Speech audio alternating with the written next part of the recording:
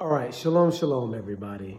So, this is going to be controversial, and I don't know, if everybody is going to be prepared to hear, what's going on.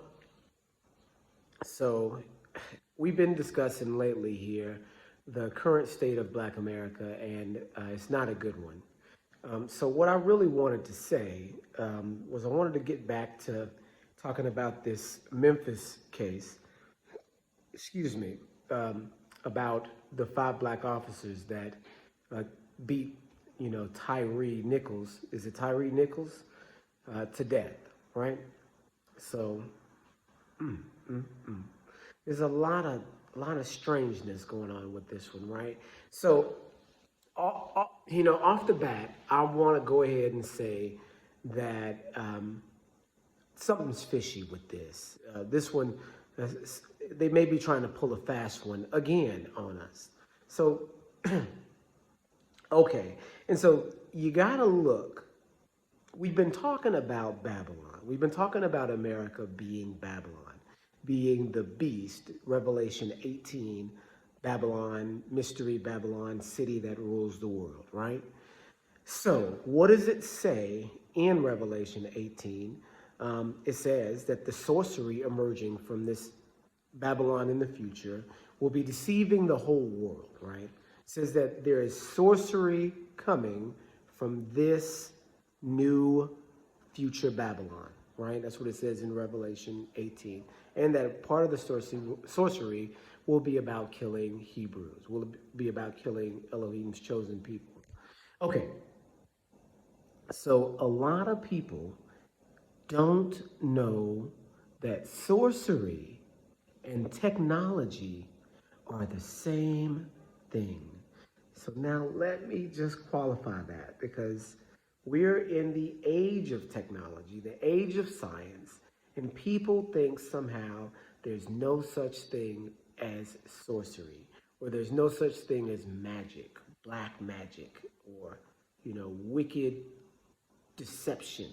Do you see what I'm saying? That uses sneaky tricks, right? So let me just explain. Okay, now and it's gonna take a little bit of a backstory to really fully explain what's going on in America, because you don't really understand where you are until you know where you've been, right? And so let's just go with the facts. Fact: the black people in America are Israelites. We are Elohim's chosen people. We've been through this already. That's the first thing that you want to put into the equation when you look at history. Because when you looked at history before, you didn't put that into the equation. Now you should.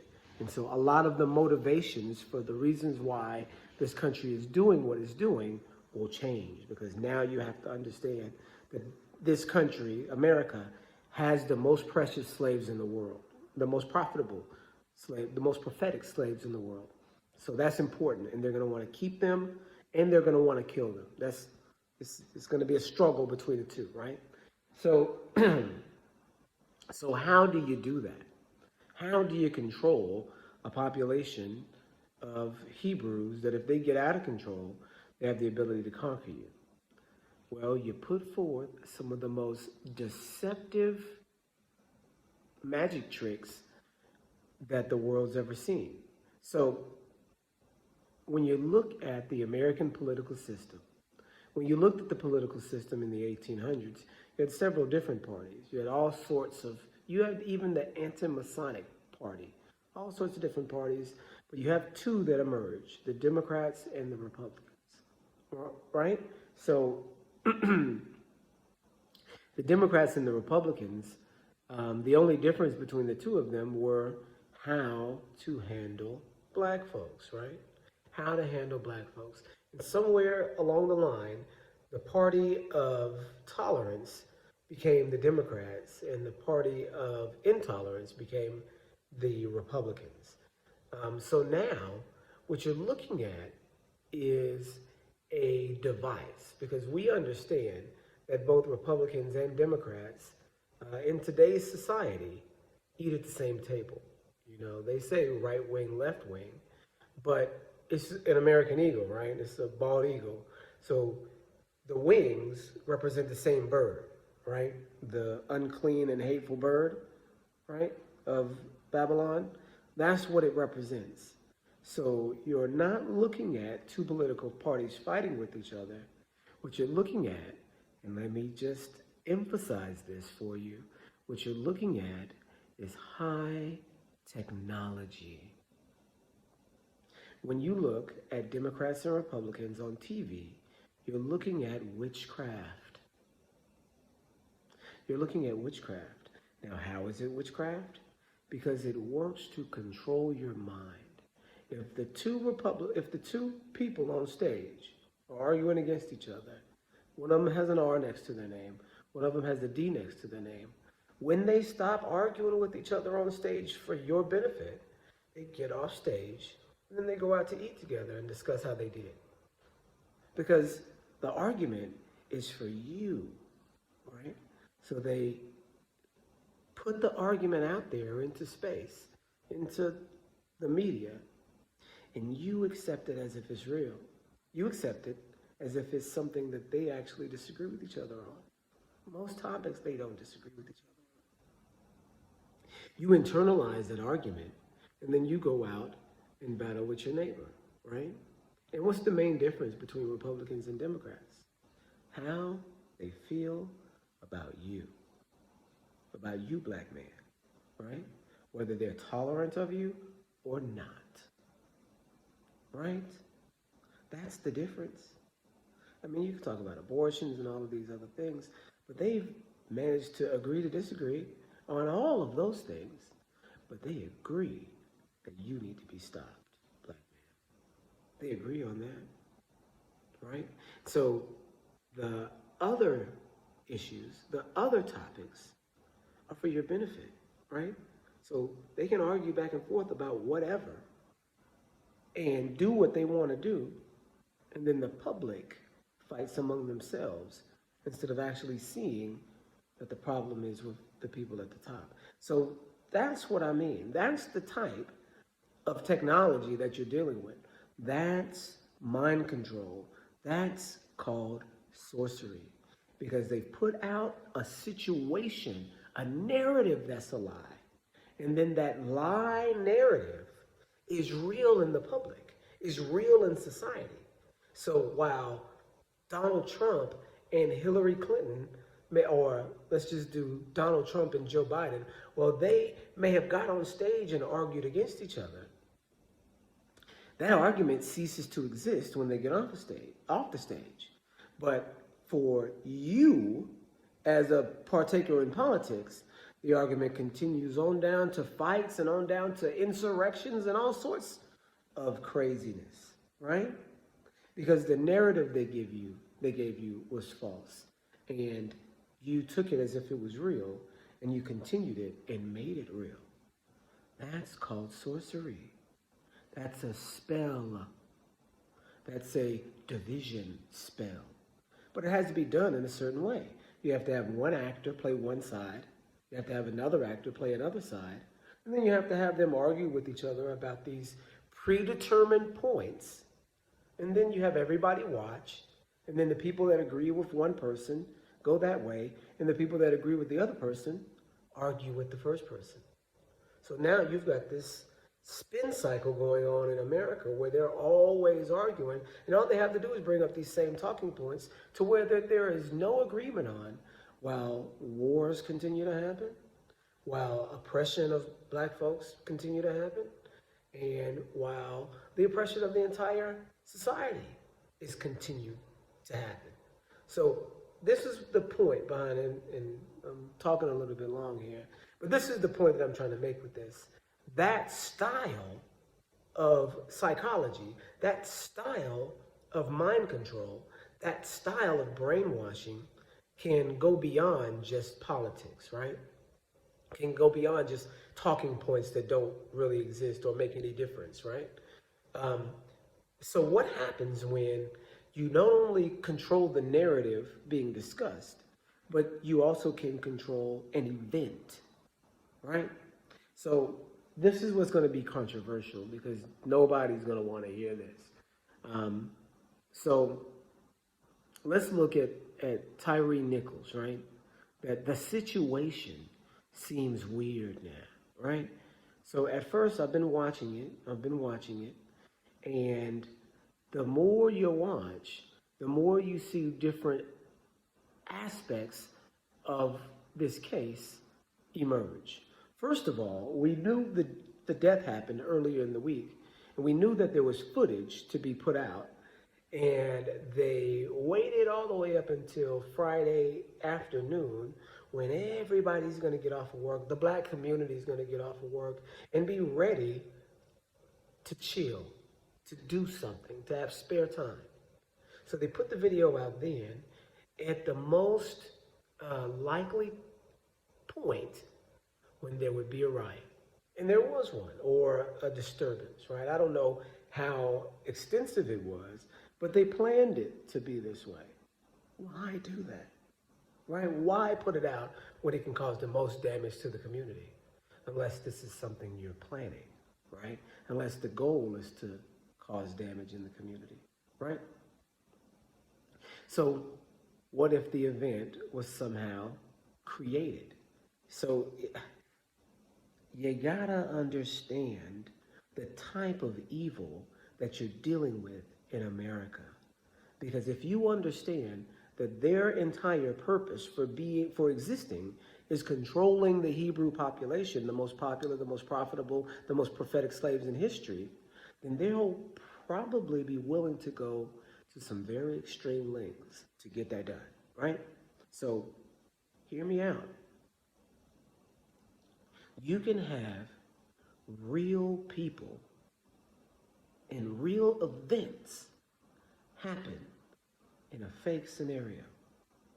So let's look at Tyre Nicols and then go back and look at another police killing which turned out to be different than we thought it would be. And then we know Black Lives Matter turned out to be just fully a scam, right? Turned out to be a scam. That all the Black Lives Matter organizers, except the ones that they killed, were scam artists and took millions of dollars, right? Besides that, George Floyd himself. So you've got a lot going on with George Floyd that people won't really want to hear. All the Kanye stuff, because as soon as you start talking this way, people say, oh, you must be a conservative Republican. You must be watching Tucker Carlson or one of those right-wing.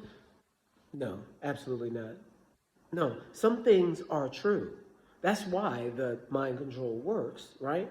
Because the liberal Democrats have a bit of the truth, right? About acceptance and tolerance, right? But they've got it and they twist it. And then they put it back out there, accepting and tolerating things that you shouldn't accept and tolerate, right? Racial acceptance is good, but sexual acceptance is good too. But it's actually sexual acceptance is not good. So that's the trick there. They've got half the truth and half the lie. And that's what they push to you, right? What about the other side? They've got half the truth too, right? So the half of the truth that they had in the George Floyd situation is that George Floyd was actually poisoned to death. He was actually poisoned. That's what people are not going to want to hear because they want to do the chanting, they want to do the rioting, they want to have that symbol for oppression so that they can stand up for freedom and stand for something, right? But in reality, it's a lie. And George Floyd wasn't killed by Derek Chauvin. George Floyd was poisoned, right? He had methamphetamine in his system or fentanyl in his system, enough to kill him, right? And they're not saying that he was just a drug addict, that he was out shooting up before. No, he was poisoned. He was poisoned. He was poisoned. So this is, and we don't know the exact details of what actually happened, right? But we do know some things with George Floyd. Derek Chauvin, the officer that was charged and convicted, the one that killed him or, you know, looked like he killed him, knew him for 17 years. They worked as security at the same club together, on the same nights together for 17 years. At the same club. Now, they're saying that they weren't security together, but how if they were working the same club? Right? It's almost 20 years of you seeing a guy every Tuesday and Thursday, and then he kills you? No, y'all. No. There's something else going on. They knew each other. Derek Chauvin and George Floyd knew one another and were probably friends. More than likely, friends. So here's how you know this. Because in the videotape, when you see Derek Chauvin, you know, sitting on top of George Floyd with his knee on his neck, George is not, and you don't ever hear George say, hey, bro, we worked the same club together. 20 years, you know me. You've seen me before. Why not? Why isn't, when he's clearly begging for his life, why isn't he saying, hey, you know me, we work together, security, at the spot. We've been there for so long. We work the same nights. You look this information up, it's there. You know what that means? That means there's more going on to this story. That means what they're telling you about the story cannot be true, right? And this is not coming from somebody that didn't participate in the protest. Now, see, I participated in the protest. You know, I took the opportunity at that time, and then I lost a lot of friends for participating in this protest too, because everybody was telling me, all in my Hebrew community, I don't go for that, I don't go out there and do all that. And I was hyped up. Yo, how come everybody's not out here getting together and street preaching? This is the perfect opportunity right now to preach who the people are and what we should be doing to get back out of this state, you know? And I still think that that's what should have been done. And so that's what I went out there and did. I made a couple signs, you know, Wake Up Israel. I did a little bit of street preaching, you know, did a little bit of protest chanting and leading for a few days. Took my daughters, took my sons to see what was going on, to see what people were doing and what was going on, be a part of this history, right? So I did that. And so you can't say that I wasn't for, you know, the movement, right? But I finally figured out from looking at the evidence that the movement was contrived, that it was planned. And now I don't know the scenario on how George Floyd participated in his own demise, but he did. More than likely, he didn't know he was going to die. More than likely, they tricked him into putting himself in this situation and then died in it. He had to have been poisoned before and then was in the situation and from the poisoning passed out. He passed out from the poison, from the fentanyl in his system. That's why he passed out. He had enough in his system to kill him. So he was poisoned. That's what killed him. And they put up the show around it, and he really died. So that's what I mean. That's not only mind control, but powerful mind control with a real death built in. You have to understand the lengths that they will go in order to get people brainwashed. And if they're trying to cause people to riot, it worked. If they're trying to cause the community to be traumatized, it worked. So if you understand that our community is the most important community in America to continue to be traumatized, because you got to continue to traumatize the people or else they'll rise up against you, or else they'll become complacent with your leadership. No, they have to be in a state of trauma so that they can be easily led, right? So that's why you'll see these public killings. These are public executions of black people that are set up. And then the psychological manipulation of the situation is also weaponized and thrown at us, right? So you can even look, and here is another strange detail about George Floyd and Derek Chauvin that is, it goes to the length at the psychological war games that America plays with the black population. Derek Chauvin, look up the word Chauvin. Look up the word Chauvin. It's a French word. It's the root word of chauvinist, like a male chauvinist. What is a chauvinist? It's someone, and you have to forgive me if I get this definition wrong, but I know it's close. It's someone who is of extreme patriotism. An extreme patriot, a Chauvin. Do you see?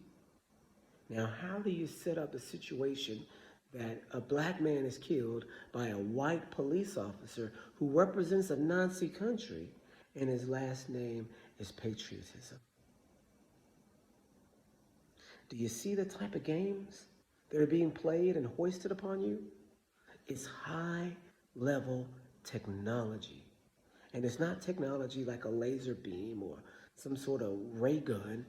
It's mind technology. And mind technology has another name: sorcery. Okay, you guys. I think that's good. Shalom, shalom.